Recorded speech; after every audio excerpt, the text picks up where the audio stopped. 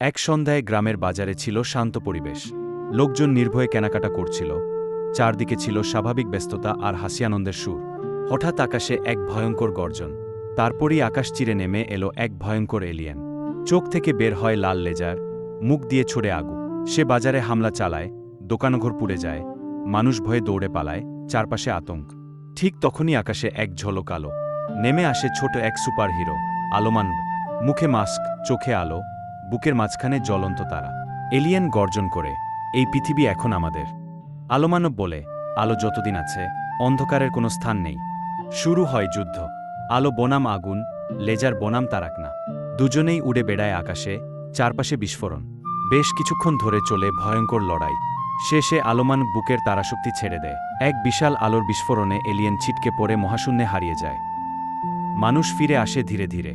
আর সবাই বলে, আলোমানব আমাদের রক্ষা করেছে।